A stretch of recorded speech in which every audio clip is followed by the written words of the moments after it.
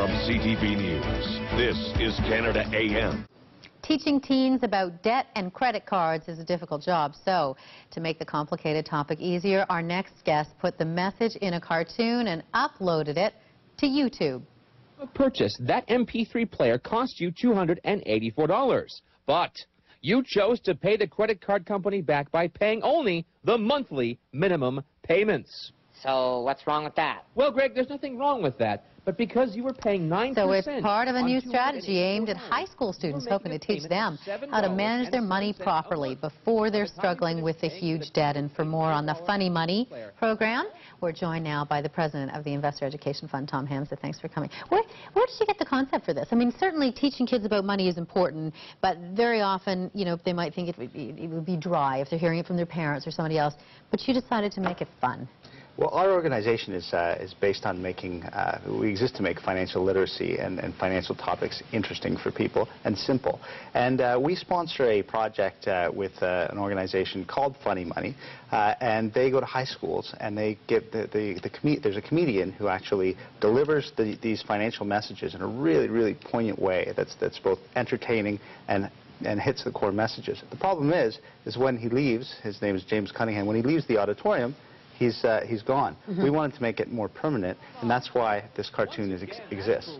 The feedback that I've read about anyway has been phenomenal on behalf of both teachers and the students that have experienced the program, that have had the comedian come in to the auditorium, as you said. And as a result of that, you're going to be expanding the program.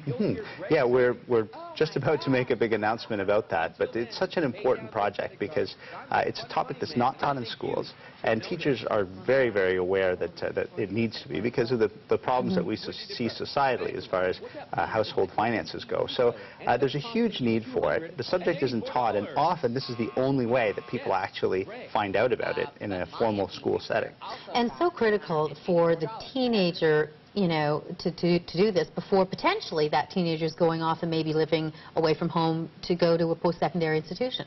It's madness, the sort of debt that people are expected to assume in university or college. The average debt that people have, if they have debt at the end of university, is about $20,000. So you can imagine that it's easy for it to slip away from you if you've never had training in the topic, and you also don't know very much about it and have never spoken with your parents about it. So we're trying to reach them in a way that hits them in their language, is entertaining, at the same time hits the core messages that they need to know. And they don't think they're sitting through a big dry lecture. There are three, I gather, well, there's a number of issues that are covered, of course, but three principal areas that are covered in this lecture series and of course, on the cartoon. And those are debt, it's long-term savings, and compound interest, and basically how it all fits together in a sort of a toolkit that students need to know. And you can see that they obviously, and we saw in the bit in the cartoon, that they're targeting the things that they can do in their lives right now, that are pertinent to them right now, whether it's an iPod or whatever it is. Right, and that's exactly it. I mean, budgeting itself is a topic that's foreign to too many people, and something like this helps students learn about this lesson early. Okay, quick plug for your website is? InvestorEd.ca. And we'll have a link on our website as well. Okay, thanks very much, Tom Hamza, for coming in.